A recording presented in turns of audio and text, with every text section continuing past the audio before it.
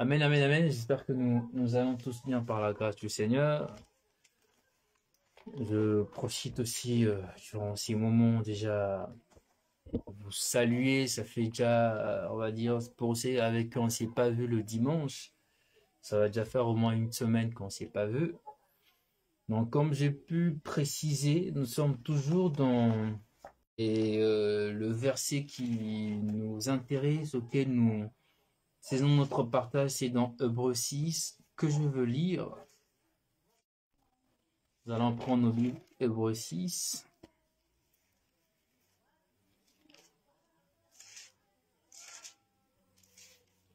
Hébreux 6 du verset 1er jusqu'au verset 3. Je lis au nom du Seigneur Jésus-Christ. C'est pourquoi, laissant les éléments de la parole de Christ, tendant à ce qui est parfait, sans poser de nouveau le fondement du renoncement aux œuvres mortes, de la foi en Dieu, de la doctrine de baptême, de l'imposition de main, de la résurrection de mort et du jugement éternel. C'est ce que nous ferons si Dieu le permet. Gloire au Seigneur, il a permis que nous puissions parler de certains points. Et aujourd'hui, nous sommes encore sur notre, on va dire, notre troisième séance sur l'imposition de main. Rappelons-nous que nous avons essayé de faire cet exercice à énumérer certaines pratiques ou disons en quoi l'imposition de main était bien ciblée dans l'Ancien Testament. On a essayé de voir cela, si je me rappelle bien, la séance passée ou la séance surpassée, on a énuméré certains points, on a parlé notamment du transfert de péché, on a parlé de la consécration, on a parlé de plusieurs choses dans l'Ancien Testament que nous voyons aussi que oui, la position de main, c'est pas quelque chose que nous voyons seulement dans le Nouveau Testament, mais ça a bien débuté aussi dans l'Ancien Testament.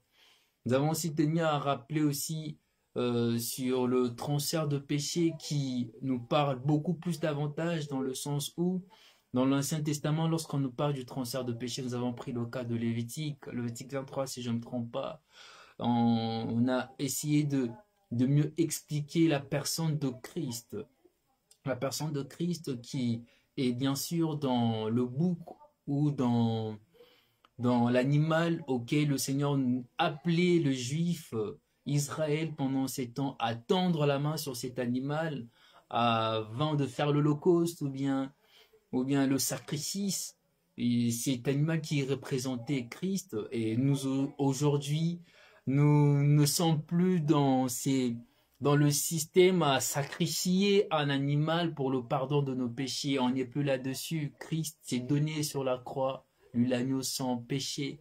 Il s'est donné sur la croix pour nous. On n'est plus amené à sacrifier de moutons ou quoi que ce soit pour obtenir quelque chose ou bien pour obtenir le pardon ou quoi que ce soit. On n'est plus amené à cela.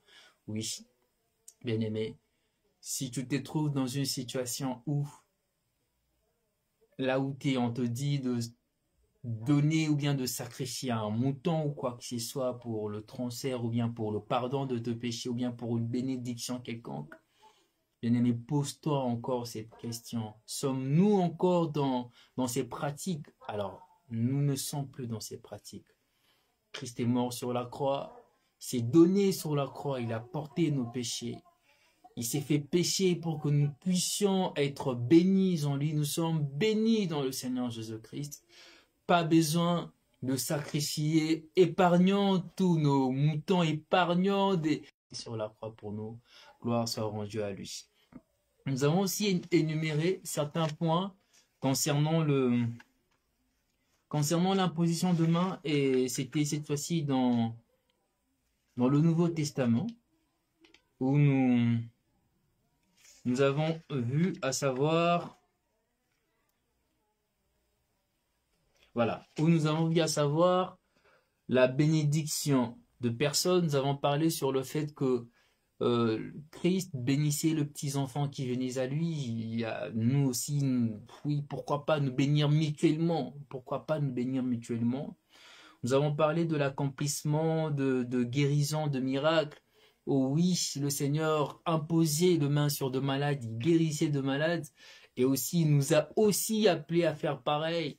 aussi à imposer de main pour ceux qui sont malades, à guérir de malades aussi, car oui, le Seigneur est en nous. Nous avons aussi cette possibilité-là de prier pour un malade conduit par le Saint-Esprit en imposant le main, non pas parce que c'est par nos mains que le malade est guéri, non, c'est tout simplement par le Seigneur qui agit en nous, s'élance sa pensée concernant la personne qui souffre, parce qu'on a rappelé aussi que c'est pas parce que nous prions pour un malade que le Seigneur va forcément guérir physiquement ces malades. Non, c'est pas le cas.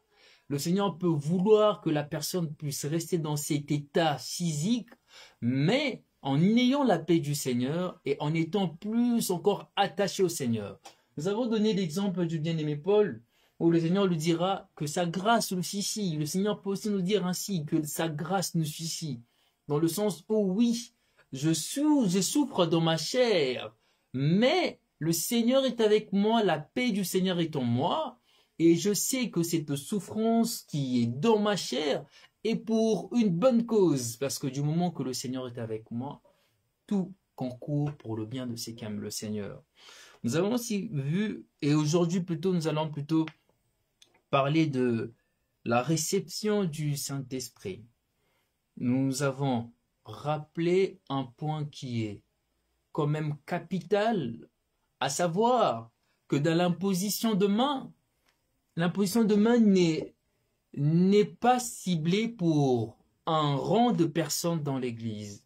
C'est pas parce que je me dis que c'est mon pasteur que forcément la guérison viendra parce que je suis parti voir mon pasteur qui a imposé le main. C'est pas du tout le cas. C'est pas parce que c'est un ancien, c'est pas parce que c'est un prophète où il a appelé un ministère quelconque que lorsque je viendrai vers cette personne, que cette personne imposera le main sur moi, je serai forcément guéri. Non. L'imposition de main n'est pas liée à un rang. Non. L'imposition de main, et si je peux dire, c'est le secteur du Seigneur. C'est Dieu qui agit en tout point. C'est Dieu qui agit. C'est selon son bien vouloir qui agit. Il peut tout comme passer par un simple frère pour juste que tu aies ta guérison, tout comme il peut passer par un pasteur, tout comme il peut passer par n'importe qui. Nous sommes tous des instruments du Seigneur. Nous sommes tous des instruments du Seigneur.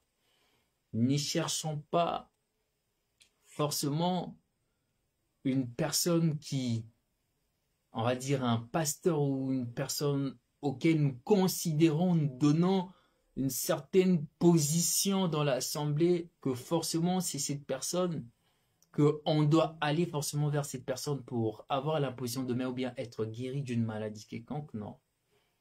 C'est pas lié, l'imposition de main ou la guérison de malade, c'est pas lié forcément à une catégorie de personnes. Non, c'est vraiment le Seigneur qui agit. C'est vraiment le Seigneur qui agit. C'est le secteur du Seigneur. Laissons le Seigneur agir selon son bien vouloir.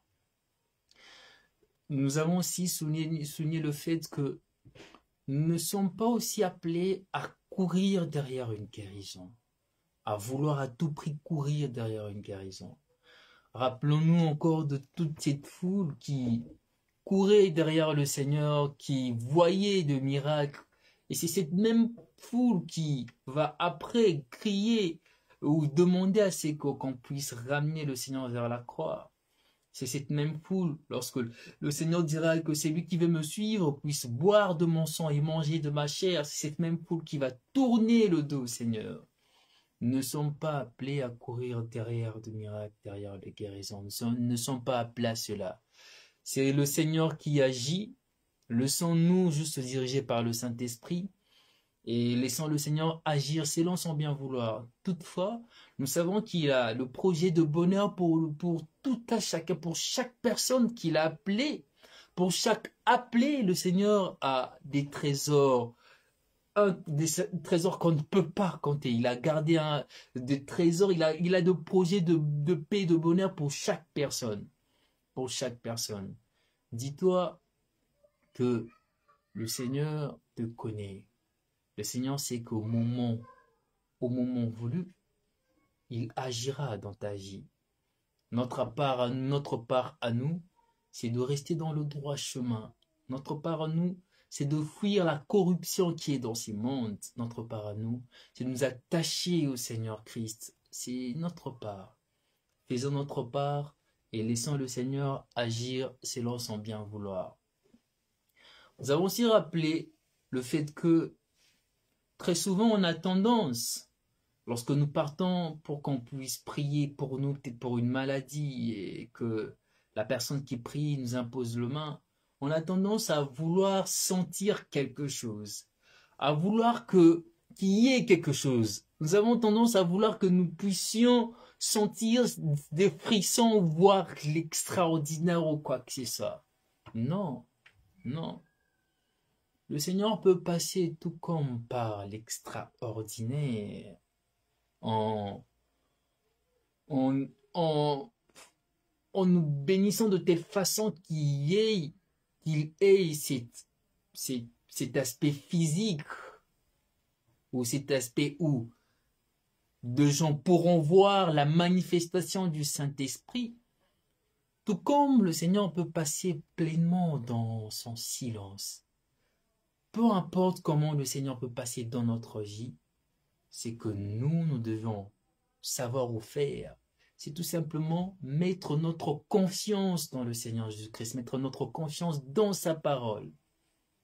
Croire en ce qu'il dit, croire dans sa parole, c'est juste ce que nous devons faire.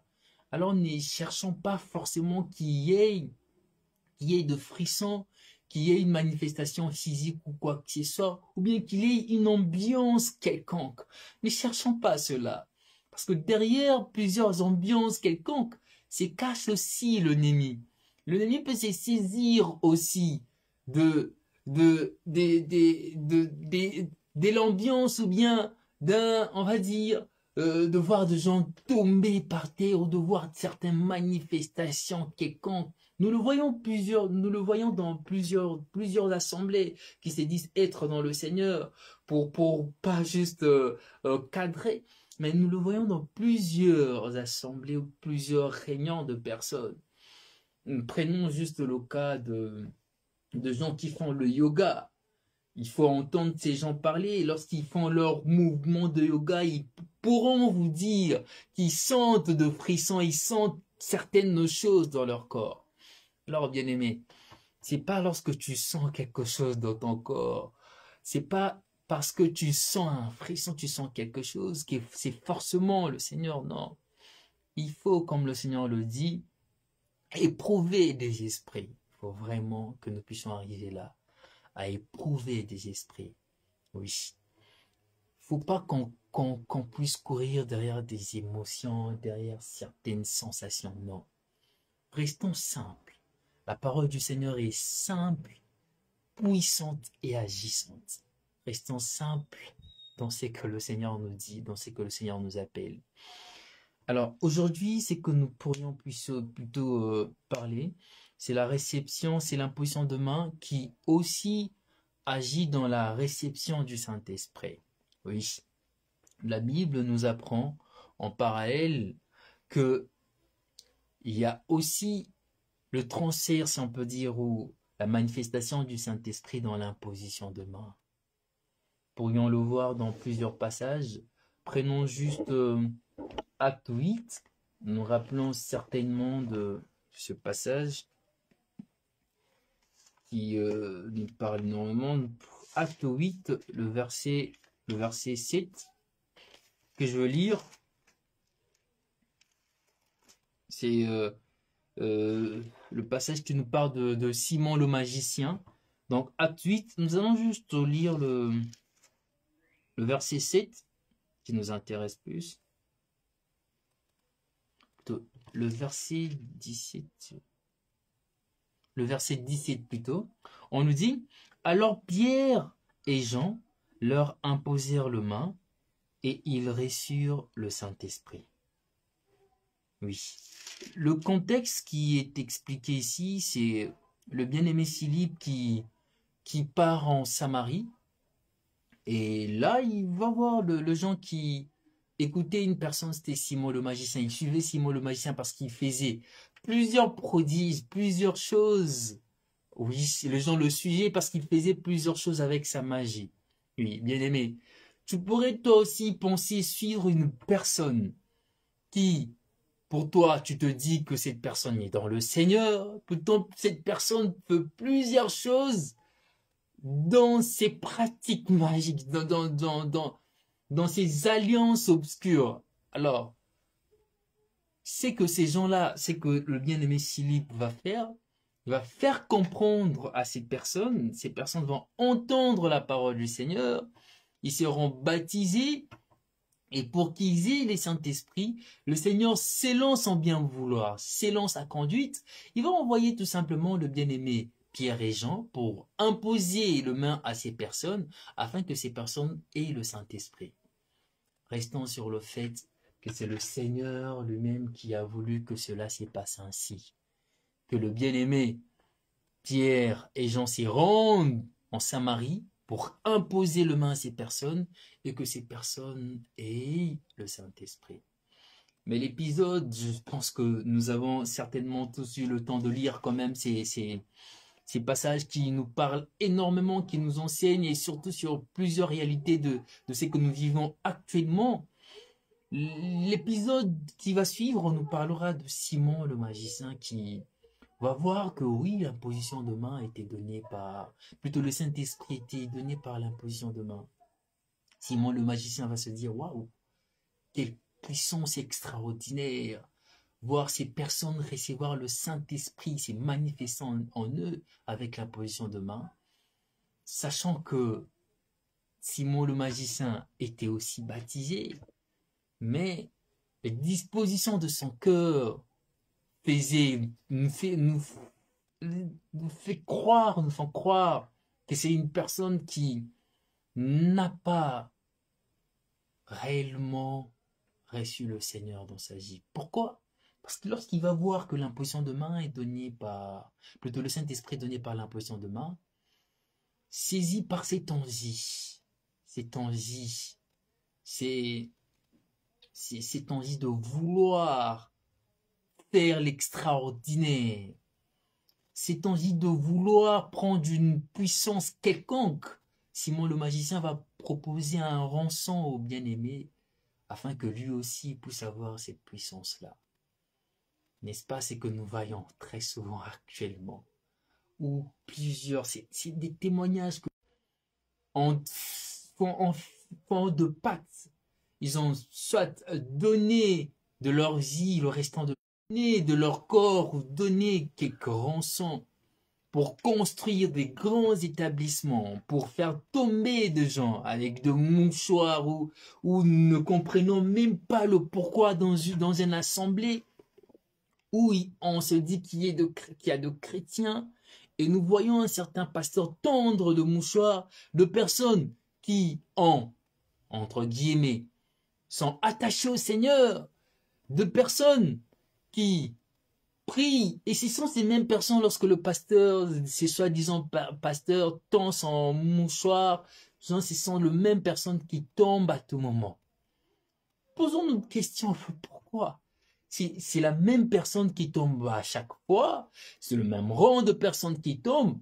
Pourquoi ces personnes tombent? On ne sait pas. Ces personnes ne sont pas malades, ces personnes ne sont pas envoûtées par des esprits. Ces personnes sont juste des personnes qui viennent comme ça et boum, ces personnes tombent lorsque le soi-disant pasteur tend son mouchoir.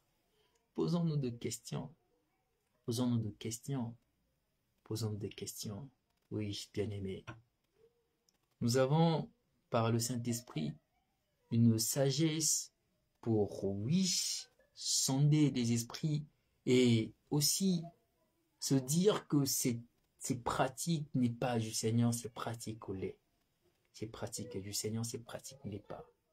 Et nous savons très bien que lorsque le Seigneur accomplit un miracle, derrière un miracle, il y a toujours alors, disons-nous, et soyons vraiment clairs par rapport à ce que le Seigneur dit, par rapport à la pensée du Seigneur. Derrière un miracle accompli, il y a toujours une pensée du salut. Il y a toujours une pensée où le Seigneur veut que la personne ne regarde pas seulement sur le miracle, mais la personne regarde sur le salut. Alors, toi qui tu es dans une assemblée où à chaque fois tu vois les gens, les mêmes personnes tomber, sont les mêmes personnes qui ne sont pas malades, il n'y a pas de pensée de salut derrière, c'est toujours les mêmes personnes tombées. Posons-nous des questions. Il faut vraiment qu'on ait à se poser de questions. Alors, pour juste revenir sur le passage, nous voyons, oui, que le Seigneur par sa pensée, par sa conduite, il a voulu que l'imposition, que le Saint-Esprit puisse être donné aux gens de Samarie par l'imposition de main du bien-aimé Pierre et du bien-aimé Jean. Pourrions encore prendre un autre passage, acte 19, le verset 6.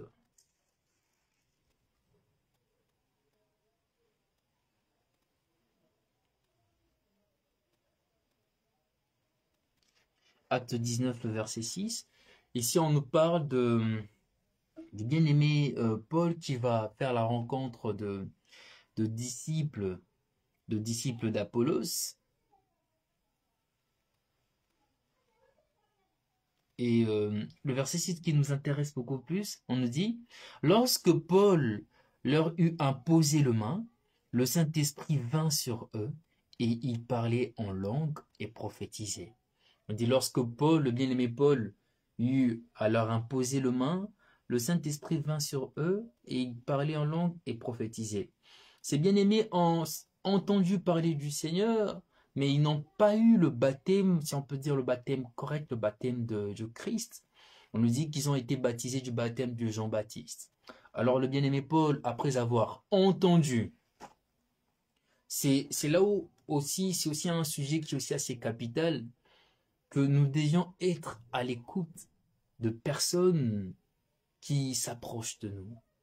Si nous ne sommes pas réellement à l'écoute de ces personnes, nous allons croire ou nous allons donner une assurance à une personne qui n'a pas réellement reçu la véritable parole comme étant une personne qui a reçu réellement la parole. Une personne qui est peut-être dans un secte, nous allons considérer cette personne comme étant sauvée, pourtant la personne elle n'est pas sauvée. C'est là où il faut vraiment prendre le temps d'écouter la personne, qu'il y ait vraiment un échange assez correct. Un échange assez correct, même pour le baptême. Même pour le baptême, parce qu'il est assez triste que oui, ça nous est arrivé dans l'assemblée de baptiser certaines personnes qui manifestaient on peut dire manifester une apparence d'une personne qui a reçu le Seigneur, mais après, c'était tout un panoplie de problèmes, de catastrophes après. Pourquoi? Parce que la personne manifestait juste une apparence d'une personne qui a reçu le Seigneur. Pourquoi? Parce que deux fois, on peut dire aussi que c'est aussi de notre faute. Il n'y a pas eu vraiment l'écoute comme telle ou bien un enseignement approfondi comme tel. C'est pour cela que nous devions vraiment prendre le temps d'écouter ces personnes. Donc le deuxième passage qui nous parle aussi de la réception du Saint-Esprit par l'imposition de main, c'est ces passages où le bien-aimé Paul, le Seigneur s'élance en bien vouloir, a voulu que le bien-aimé Paul fasse la rencontre de fidèles, de gens qui ont écouté Apollos, qui ont été baptisés selon le baptême de Jean-Baptiste, que ces personnes puissent revenir sur le droit chemin, dans le sens où le Seigneur n'oublie pas ne serait-ce qu'un de ses brebis, sachant que la volonté du Seigneur est que tous puissions être sauvés. Il a donc dépêché le bien-aimé Paul, que le bien-aimé Paul fasse cette rencontre.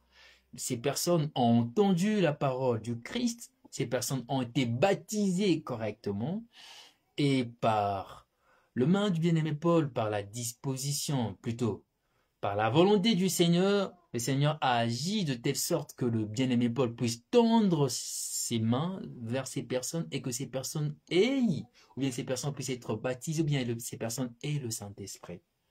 Cela, c'est d'après la volonté du Seigneur.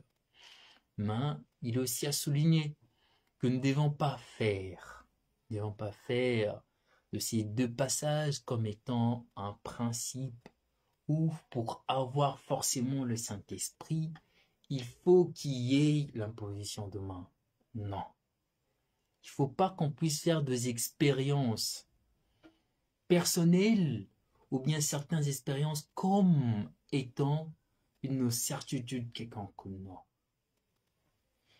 Comme on a pu le dire, le Seigneur peut agir d'une façon et d'une autre. Ici, le Seigneur agit de telle sorte qu'il y ait l'imposition de main. Pourrions prendre un autre passage où le Seigneur ne parle pas de l'imposition de main, il nous parle juste du simple fait de croire à sa parole. C'est Éphésiens 1, oui. Éphésiens 1, le verset 13. Éphésiens 1, c'est le même bien-aimé Paul qui nous parle, nous dit, quand je parle au Saint-Esprit bien sûr, en lui vous aussi, après avoir entendu la parole de la vérité, l'évangile de votre salut, en lui vous avez cru, et vous avez été scellés du Saint-Esprit. En lui, après avoir entendu la parole de la vérité, il y a le fait d'entendre la parole de la vérité, l'évangile. Quel évangile? L'évangile de notre salut.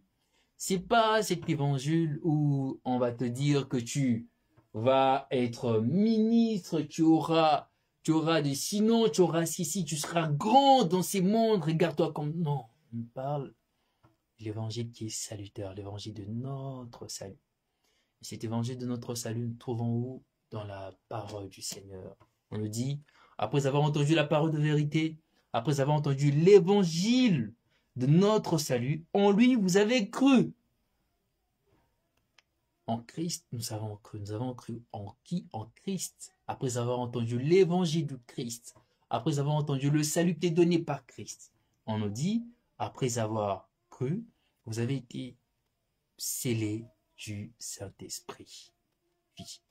On ne parle pas forcément de l'imposition de main. On ne parle pas on ne parle pas du fait de rencontrer de personnes qui doivent nous imposer le main pour être scellés du Saint-Esprit. On nous parle du simple fait d'avoir entendu la véritable parole, évangile qui sauve, de croire dans cet évangile, de croire en Christ, et cette croyance nous emmène à quoi? À recevoir simplement le Saint-Esprit. Aussi simple. Alors ne faisons pas de ces deux passages de Acte 8, cité Acte 19, 16, ne faisons pas de ces deux passages comme étant des principes auxquels que si tu veux recevoir le Saint-Esprit, tu dois forcément avoir l'imposition de main. Non. C'est le Seigneur qui agit. Si le Seigneur veut qu'il y ait l'imposition de main afin que le Saint-Esprit s'y manifeste, que tu reçois le Saint-Esprit, il agira de la sorte. Si le Seigneur veut qu'il n'y ait pas l'imposition de main et que tu reçoives le Saint-Esprit tout en croyant simplement à sa parole, en écoutant la vraie évangile, le Seigneur agira de la sorte. Laissons-nous tout simplement diriger par le Seigneur. Et bien aimé, faisons ce qui est simple. Croyons à ce que le Seigneur dit, croyons à sa parole, donnons notre cœur au Seigneur, et c'est à lui de décider. Toutefois, c'est à lui de décider. Alors, il y a aussi un autre point. On pourrait aussi parler de la communication, du transfert de dons. Je parle du transfert de dons dans le sens où que le bien-aimé Paul nous parlera aussi du fait qu'il a eu à imposer le main au bien-aimé Timothée et que le bien-aimé Timothée a eu certains dons. Pourrions peut-être le prendre, ça serait mieux. 1 Timothée, nous allons prendre deux passages. 1 Timothée, nous allons commencer par 1 Timothée 4, le verset 14. Alors, 1 Timothée 4, le verset 14. Le bien-aimé dit au bien-aimé Timothée, ne néglige pas le don qui est en toi et qui t'a été donné par prophétie. On nous parle de don qui a été donné par prophétie. par l'imposition de main de l'Assemblée des Anciens. Prenons encore 2 Timothée 1,6.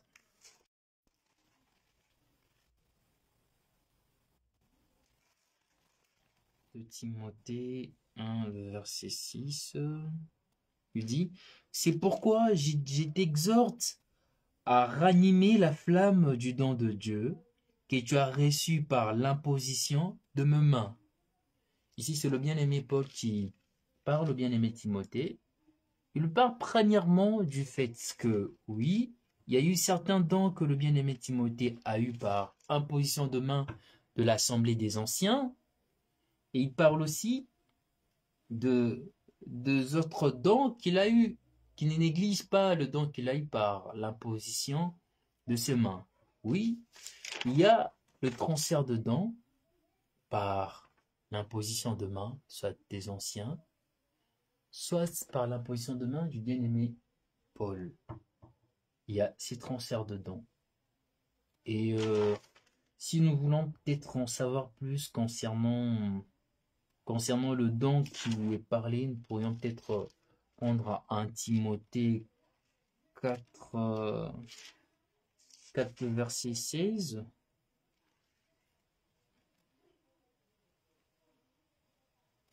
Oui, 1 Timothée 4, le verset 16, où il dit « Veille sur toi-même et sur ton enseignement. » Et sur ton enseignement. Nous pourrions, je continue le verset, sur ton enseignement, persévère dans ces choses, car en agissant ainsi, tu te sauveras toi-même, tu sauveras ceux qui t'écoutent. Nous pourrions conclure que l'un des dons qui a été donné au bien-aimé Timothée, c'est le don d'enseigner. Mais qu'est-ce que le Seigneur nous dit? Le Seigneur nous dit si je ne me trompe pas, c'est dans 1 Jacques. Oui, dans 1 Jacques où le Seigneur nous dit, plutôt dans Jacques, le Seigneur nous dit qu'il n'y ait pas beaucoup de personnes à enseigner, qu'il n'y ait pas beaucoup d'enseignants. Parce que nous serons, Jacques 3.1, parce que nous serons quand même jugés par rapport à notre enseignement. Mais lorsque le bien-aimé Paul exhorte le bien-aimé Timothée à ne pas négliger le don qu'il a reçu, pour juste revenir sur le passage, sur 1 Timothée 4.14, qu'est-ce qu'il dit? Il lui dit, ne néglige pas le don que tu as reçu, qui a été donné par prophétie, par l'imposition. Il parle de ne pas négliger ces dons. Ça veut dire, oui, tu as reçu un don, mais tu as aussi la part à faire. Cette part à faire, c'est de, premièrement, ne pas négliger sur ces dons. Et lorsque nous revenons sur 2 Timothée 1, il lui dit encore de veiller. Il lui dit, c'est pourquoi je t'exhorte à ranimer la flamme du don que tu as. Non, c'est pas là. Plutôt sur le 1 Timothée 4,16, il dit, veille sur toi-même et sur ton enseignement. Il lui dit de veiller sur ses dons. De veiller sur ses dons. Pourquoi? De veiller sur son enseignement. Pourquoi? Il lui dit, persévère dans ces choses, car en agissant ainsi, tu te sauveras toi-même, tu sauveras ceux qui t'écoutent. Nous sommes le garant de notre enseignement. On peut dire que le bien-aimé Paul, il lui faisait juste part, si on peut dire, ou bien ces versets coïncident, ou bien et part dans le même sens que ce que dit le bien-aimé Jacques finalement. Prenons juste pour voir ce que le bien-aimé Jacques dit dans Jacques 3.1. Il dit, mes frères, qu'il n'y ait pas parmi vous un grand nombre de personnes qui se mettent à enseigner, car vous savez que nous serons jugés plus sévèrement. Il dit tout simplement, il part vraiment dans le même contexte, dans le contexte où, si tu as reçu ces dons d'enseignement, si tu as été appelé dans l'enseignement, veille sur cela. Il faut aussi comprendre qu'il n'y ait pas un bon nombre de personnes qui aient ces temps-ci ou bien qui enseignent, parce que nous serons jugés par rapport à notre enseignement. Parce que nous serons jugés par rapport à cela. C'est pour cela il dira encore plus loin au bien-aimé Timothée dans 1 Timothée 5, 22, de ne pas se précipiter à imposer le main, parce qu'en imposant le main, lorsqu'il en parle dans 1 Timothée 5, 22, ça a vraiment un trait à voir avec l'appel au ministère. Ce que dit en faisant ainsi, tu participes au péché de l'autre. Tu participes au péché de l'autre et, et c'est cette imposition de main. En fait, c'est vraiment ce que nous voyons aujourd'hui. Aujourd'hui, s'il y a beaucoup beaucoup de cas assez bizarres dans les assemblées, beaucoup des déviations dans les assemblées, c'est parce que beaucoup de gens ne sont pas appelés à enseigner, mais on leur a donné cette partie d'enseigner. Et c'est des gens qui devaient déjà sûrement être brisés. Parce que lorsque le Seigneur veut utiliser une personne, le Seigneur commence par briser la personne, vraiment briser la personne. C'est des gens qui n'ont pas été brisés correctement. Et on a imposé le main à ces personnes. Ces personnes sont aujourd'hui des pasteurs des assemblées. Nous voyons combien est-ce que les gens sont conduits en erreur. Beaucoup de gens sont perdus dans plusieurs enseignements dans des assemblées. Pourquoi? Parce qu'ils étaient tout simplement appelés. Parce que les gens ont couru à poser de main sur cette personne et ils s'y sont fait participants de leur péché. Ils sont fait participants de leur péché.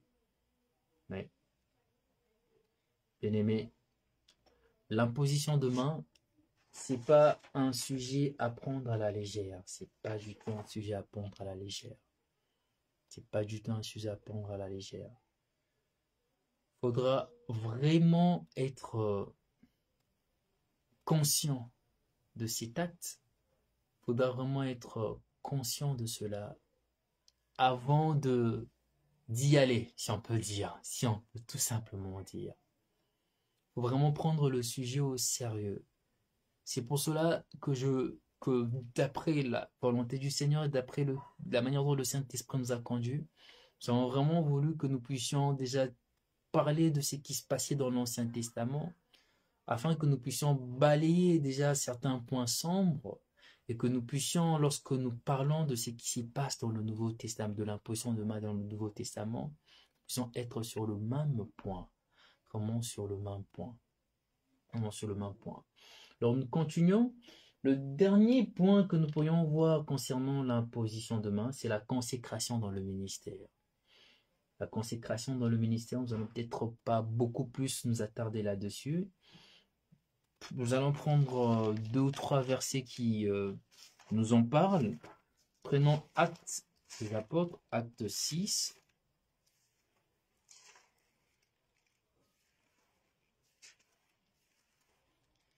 Acte 6, Acte 6, le verset 6. Alors ici, nous nous rappelons de ce qui se passe et c'est un verset où on dit souvent que c'est lorsque le bien-aimé des apôtres se sont réunis pour présenter les diacres de l'assemblée. Et ils ont présenté six personnes, si je ne me trompe pas. Il y avait Étienne, il y avait Philippe, il y avait Procore, il y avait Nicanor, il y avait Timon, Parméras et Nicolas. On nous dit, Acte 6 nous dit, ils le présentèrent aux apôtres qui, après avoir prié, leur imposèrent le main. Et bien après, lorsque nous allons, pour ceux qui auront le temps de lire, connaissons tous comment est-ce que le Saint-Esprit s'est manifesté puissamment dans le bien-aimé Étienne, qui pouvait encore parler de la parole du Seigneur, réprimander des Juifs par rapport à la parole du Seigneur. Et même lorsqu'il était lapidé, nous voyons aussi combien est-ce que son cœur était en paix de voir le Seigneur Christ assis à la droite du Père. Oui, ici on nous parle du fait qu'ils ont été consacrés par rapport à l'œuvre auquel ils étaient appelés. Et pour cette consécration, il y a eu l'imposition de main. Le bien-aimé des apôtres les ont imposé le main pour leur consacrer. Pourrions encore prendre Acte 13. Acte 13, le verset 2, verset 3, on nous dit, pendant qu'il servait, je commençais plutôt par le verset premier, il y avait dans l'église d'Antioche de prophètes et des docteurs. Barnabas, Siméon appelé Niger, Lucius de Cyrène, Manaën, qui avait été élevé avec Hérode le tétrarque, et Saul.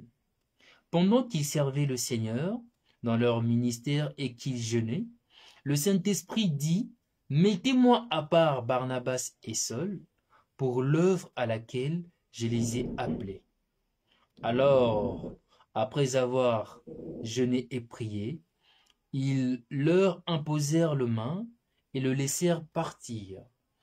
Ici, on parle aussi de l'imposition de main, mais cette fois-ci, c'est l'ordre du Saint-Esprit de mettre de côté le bien-aimé Barnabas et Paul pour une mission bien précise, pour un appel. Il faut se le dire, lorsqu'on parle des apôtres, on fait juste allusion aux appelés, aux gens que le Seigneur a appelés pour aller de ville en ville pour parler du Seigneur. Si on nous dit que le Saint-Esprit a conduit le bien-aimé, il les a plutôt donné cet ordre de mettre de côté le bien-aimé Paul et Barnabas, et après les avoir mis de côté, les a conduits à prier, qu'ils aient à prier pour le bien-aimé, et pour leur consacrer dans cette mission, il y a eu l'imposition de main. On les a juste imposé le main afin de leur consacrer dans cette mission. De la même façon qu'on a imposé le main aux six diacres, cette mission, on a eu à aussi imposer le main aux bien-aimés Paul et Barnabas pour cette mission. Le Seigneur peut nous conduire aussi dans ces sens-là pour une mission bien quelconque, pour un appel, pour un ministère, pour une consécration dans un ministère, qui est l'imposition de main, qui est à prier pour le bien-aimé qui est appelé afin d'exercer en bien ces ministères, qui est l'imposition de main. C'est pour cela que j'ai parlé en amont du fait que lorsqu'il y ait l'imposition de main, ici on nous dit avant qu'il y ait déjà cette imposition de main pour le bien-aimé Paul et le bien-aimé Barnabas, on nous dit qu'ils ont pris un temps de jeûne, un temps de prière. C'est pour cela qu'on pourrait se mettre d'accord sur ce que le bien-aimé Paul dit au bien-aimé Timothée. Nous avons déjà parlé de ça, mais c'est quand même mieux d'en parler. Nous allons plutôt prendre le verset. Comme ça pourrait quand même rester, nous pourrions garder le verset en tête. En Timothée 5, 22, où il dit, n'impose le main à personne avec précipitation et ne participe pas au péché d'autrui. Toi-même, conserve-toi pur.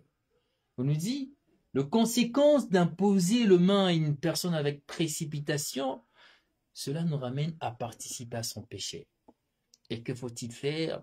Faisons comme le bien-aimé qui ont eu à imposer le main au bien-aimé Paul et bien-aimé Barnabas. Prenons un temps de prière, un temps de jeûne, avant de consacrer une personne. C'est pour cela il n'est pas conseillé de directement consacrer une personne qui est née de nouveau, une personne qui vient juste de connaître le Seigneur aujourd'hui, et le lendemain matin, on dit à cette personne, ben, tu as appelé directement à aller enseigner, tu as appelé à aller faire ceci. Non. Il faut vraiment prendre du temps d'enseigner la personne, prendre du temps dans la prière, prendre du temps dans le jeûne, prendre du temps à ce que cette personne puisse aussi assimiler, à ce que cette personne puisse être brisée vraiment. Oui. Parce que lorsque nous imposons le main, pourrions aussi participer au péché de la personne. C'est pour cela que je suis d'avis sur le fait, sur cette parole, ou sur le fait qu'il y ait quand même qu'il y ait ces moments de prière, ces moments de jeûne, ces moments où on doit déjà examiner plus clairement si réellement cette personne est appelée à cette tâche ou non. Qui est vraiment un moment où qu'il faut qu'il y ait analyse. Analyse dans le sens, oui, c'est le Seigneur qui convainc, oui, Mais nous, de notre côté aussi, faisons notre part. Prenons un temps de prière, prenons un temps de jeûne. Si la personne est appelée, le Seigneur va nous convaincre tout simplement à le faire.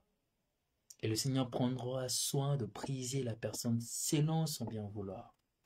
À nous tout simplement de ne pas courir ou de ne pas nous précipiter pour imposer le main à cette personne parce que peut-être cette personne parle mieux ou peut-être parce que cette personne est mieux disposée. Non, non. Prenons le temps de prière, prenons le temps de jeûner avant de consacrer la personne.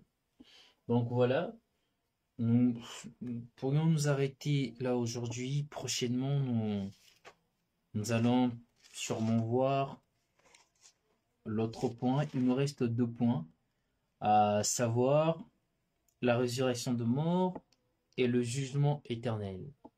Aujourd'hui, le Seigneur nous a parlé, on va dire, on a pu prendre quand même 3 séances afin d'assimiler l'imposition de main, que ce soit dans l'Ancien Testament, que ce soit dans le Nouveau Testament.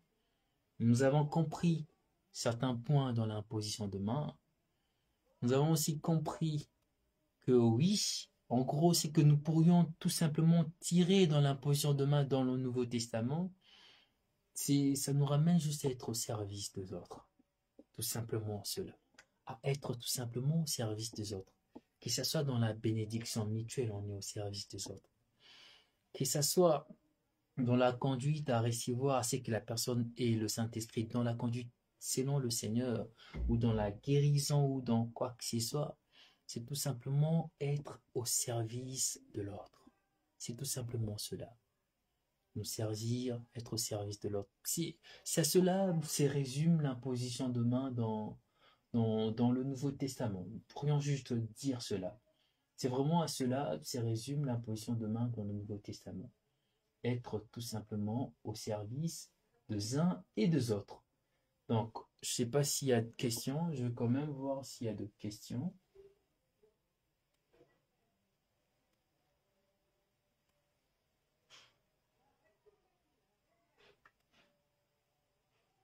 Bon, je vois qu'il n'y a pas de questions.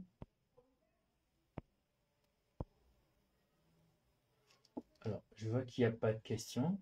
Alors, nous allons peut-être nous partager avec un passage, pour moi, qui pourrait résumer encore mieux l'imposition de main.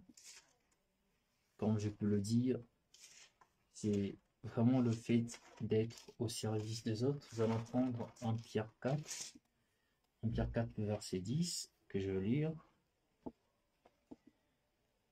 Comme de bons dispensateurs de diverses grâces de Dieu, que chacun de vous mette au service des autres le don qu'il a reçu. Tout simplement. Que chacun de nous mette au service des autres le don qu'il a reçu. Tu as le don de guérison, gloire soit au Seigneur, c'est pour l'assemblée. Tu as le don de prophétie, gloire soit au Seigneur, c'est pour l'assemblée. Que chacun mette le don qu'il a reçu au service des autres. Bon, je vois qu'il y a une question.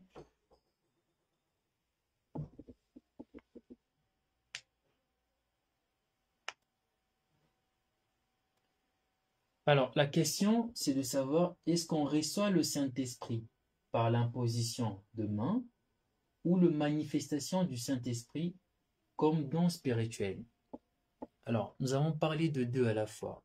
Pourquoi on a parlé de 2 à la fois? Nous avons quand même soulevé le fait que, oui, la Bible est assez claire. La Bible nous dit dans Actes 8, 7, concernant le genre de Samarie, avec l'épisode avec Simon le magicien, que nous allons encore lire. Acte 8, verset 7, 17 plutôt, on nous dit: alors Pierre et Jean leur imposèrent le main et ils reçurent le Saint-Esprit. Alors Pierre et Jean leur imposèrent le main et ils reçurent le Saint-Esprit. Pour remonter encore plus,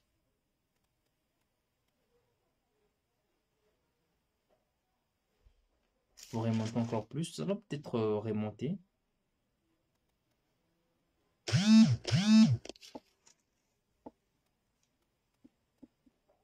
Il écoutait attentivement, mais quand ils eurent cru à Philippe, qui leur annonçant, je commence par le verset 12, qui annonçait la bonne nouvelle du royaume de Dieu et du nom de Jésus-Christ, hommes et femmes s'y firent baptiser.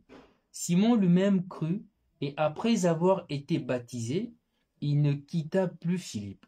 Il voyait avec étonnement le miracle et le grand prodige qui s'opérait. Les apôtres qui étaient à Jérusalem, ayant appris que Samarie avait reçu la parole de Dieu, y envoyèrent Pierre et Jean.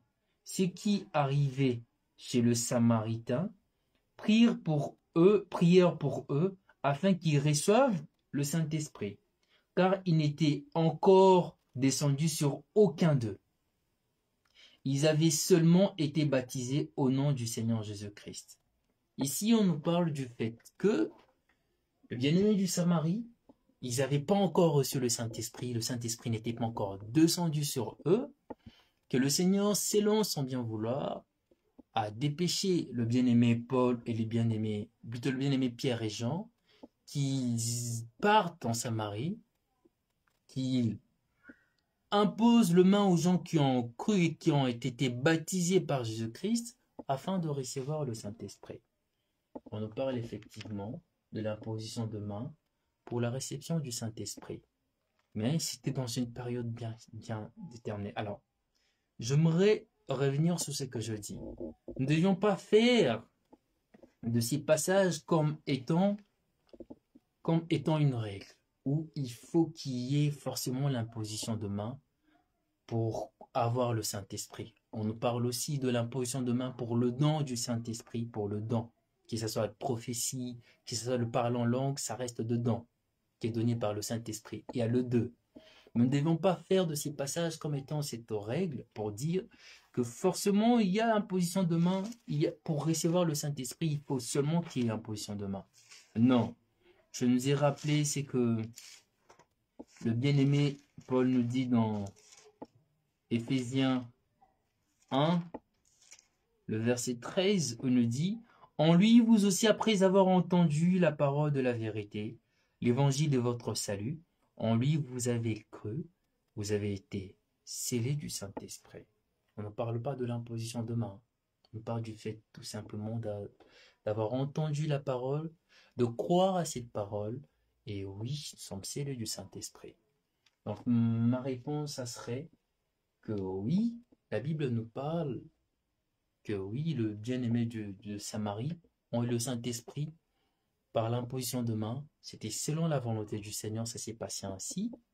Il y a aussi le don du Saint-Esprit, lorsque nous avons pris Actes des Apôtres 19.6, le don du Saint-Esprit, aussi par l'imposition de main, ou encore, nous avons pris le cas du bien-aimé Timothée, qui a aussi reçu le don par imposition de main, mais nous avons soulevé le fait que pour la réception du Saint-Esprit, c'est lorsque nous croyons au Seigneur que nous sommes baptisés, nous baptisons le Saint-Esprit, que nous recevons directement le Saint-Esprit. Nous ne devons pas faire de l'imposition de main comme étant cette règle que oui, tu dois avoir l'imposition de main pour avoir le Saint-Esprit. Non. Mais cela n'empêche pas que nous voyons cela, que la Bible nous parle du fait que le bien-aimé du Samarie, ils n'avaient pas encore reçu le Saint-Esprit et que le Seigneur, selon son bien vouloir, a dépêché le bien-aimé Pierre et le bien-aimé Jean, qu'ils aillent imposer le main afin que le bien-aimé du Samarie reçoive le Saint-Esprit. Je pense que c'était la seule question. S'il y a une autre.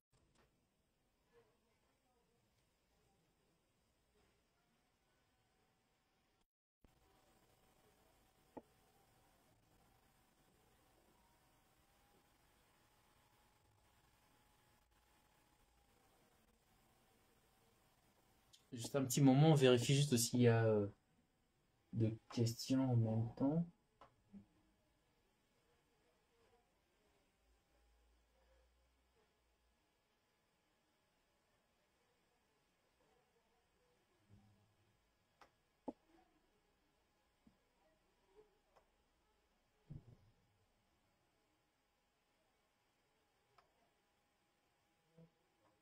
Alors, je vois qu'il n'y a pas de questions.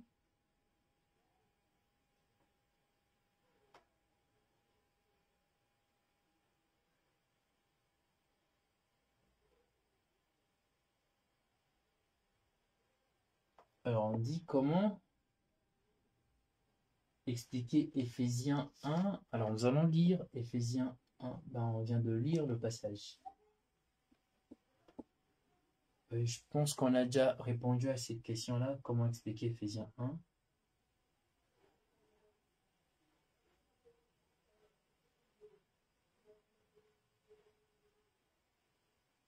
Alors, on ne dit pas qu'il y a de conversion sans Saint-Esprit, parce que déjà, pour recevoir le Seigneur, c'est déjà l'œuvre du Saint-Esprit en nous. C'est déjà le Seigneur qui joue en nous.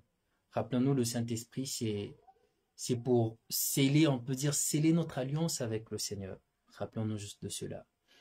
Mais il faut aussi comprendre qu'il y a aussi des gens qui ont certainement entendu la parole, qui ne sont pas convertis.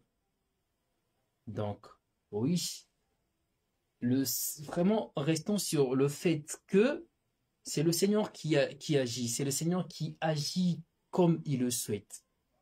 Nous avons parlé voulu que le bien-aimé Paul aille à leur rencontre afin qu'ils aient le véritable baptême en Christ et aussi qu'ils puissent avoir le Saint-Esprit, la manifestation du Saint-Esprit. On a parlé de deux cas. Il y a la manifestation du don de Saint-Esprit, il y a aussi la réception du Saint-Esprit. Mais nous restons formels sur le fait que c'est lorsque nous croyons au Seigneur Jésus-Christ que nous recevons directement le Saint-Esprit. Lorsque nous croyons au Seigneur Jésus-Christ, que nous recevons directement le Saint-Esprit. Bon, je ne sais pas si j'ai répondu à cette question. Donc, en dehors de ça, je vois qu'il n'y a pas d'autres questions. Donc, nous allons prier pour remercier le Seigneur déjà pour ces moments qu'il nous a accordés. Nous recommandons la soirée et en même temps la semaine entre les mains du Seigneur. Éternel tendre Père, nous te rendons grâce, Seigneur. Nous te rendons grâce de telle sorte que tu nous as bénis encore durant ces moments de partage, où tu nous as fait comprendre encore la place de l'imposition de main, Seigneur, dans nos assemblées, Seigneur, et tu nous ramènes à considérer énormément cela, tendre Père. Te remercions, Seigneur, pour toutes tes réponses, toutes tes questions que tu as mis dans nos cœurs. Te prions que tu nous enseignes davantage, Seigneur, pour des questions que nous n'avons pu pas répondre, Éternel. C'est toi qui nous enseignes, c'est toi qui réponds, Éternel. Te prions que tu puisses répondre encore à ces questions. Nous recommandons la soirée, la semaine entre de saintes mains et la journée encore de demain. Que gloire et louange te soient rendues par le nom puissant de Jésus-Christ que nous avons ainsi prié. Amen. Bonsoir à tous, que le Seigneur nous bénisse et à nous revoir prochainement.